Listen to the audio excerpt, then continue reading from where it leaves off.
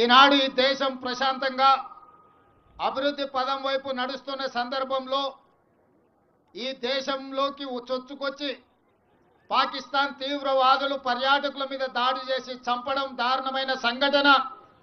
ఇలాంటి సంఘటనలు పునరావృతం జరగకుండా ఉండాలంటే భారత ప్రభుత్వం కఠినంగా వ్యవహరించాల్సిన అవసరం ఉన్నది. కాశ్మీర్ పహల్గాంలో జరిగినటువంటి పాకిస్తాన్ ఉగ్రవాదుల దాడి చాలా నీచమైన చర్య. ఇది ఎంతైనా ప్రపంచం మొత్తం దాన్ని ఖండిస్తుంది.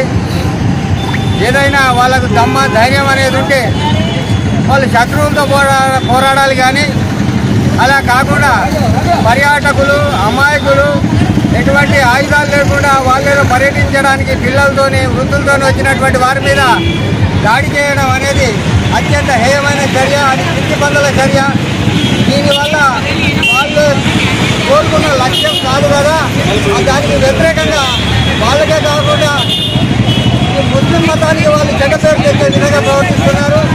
ఈ విషయం పైన కేంద్ర ప్రభుత్వం ఏ చర్య తీసుకున్నా అండదండగా భారతదేశ ముస్లిం సమాజం ప్రభుత్వానికి అండదండగా నిలుస్తుందని, ఈ యొక్క ఉగ్రవాద ముఠాను పట్టుబెట్టేందుకు భారతదేశ ముస్లిం సమాజం మొత్తం సహకరిస్తుందని ఈ సందర్భంగా మనం చేసుకుంటున్నాము. ప్రభుత్వాన్ని, కేంద్ర ప్రభుత్వాన్ని నమ్మి కాశ్మీరులో విహారయాత్రకు పోయిన టూరిస్టులను అక్రమంగా, అమానుషంగా, అత్యంత పాశవికంగా పాకిస్తాన్ ఉగ్రవాదులు వారిని హతమార్చడం జరిగింది. ఈ చర్యలో 26 మంది భారతీయులు మరణించడం జరిగింది.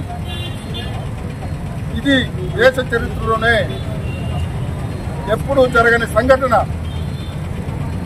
దీన్ని భారతీయులందరూ కూడా ముక్త కంఠంతో ఖండించాల్సిన అవసరం ఎంతైనా ఉంది.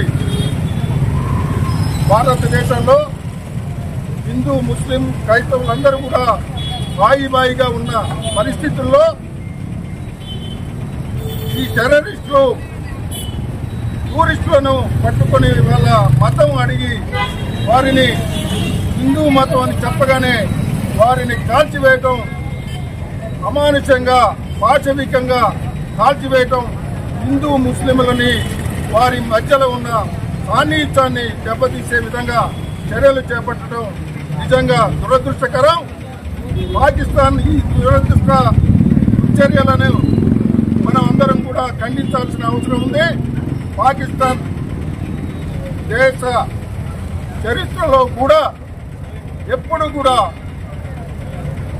భారతీయుల్ని దొంగదారిన పట్టుమార్చే విధానాన్ని కాంగ్రెస్ పార్టీ విలన్ అయితే, ఒకవేళ తెలంగాణ కాంగ్రెస్ పార్టీ ఇయ్యకపోతే కేసీఆర్ 3 చెరువులు దాగినా 100 కేసీఆర్లు వచ్చినా తెలంగాణ ఏర్పడేది కాదు. సోనియా గాంధీ గారు లేకపోయి ఉంటే ఆ మాట ప్రత్యక్షంగా ఆయన తెలుసు. పార్లమెంట్లో మీరు టీవీలలో వీడియోస్ రేపు కట్ చేస్తాం. గ్రీన్ మ్యాట్లు వేసారు, చాలా విజువల్ చూస్తే సగం మ్యాట్లు ఖాళీ ఉన్నాయి. ఇక ఆయన దయాకర్ రావు, రాజేశ్వర రెడ్డి పోలీసులు ఆపుతారు, డైరీ రాస్తాం, ఒక బ్లాక్ డైరీ, ఒక డైరీ, రెడ్ డైరీ. ఏమవుతుందా ప్రజాస్వామ్యంలో? ఇవాళ జరిగినటువంటి మీటింగ్ అటర్ ఫ్లాప్. దాన్ని కవర్ చేసుకోవడానికి ఏదో మాట్లాడుతా ఉన్నాం.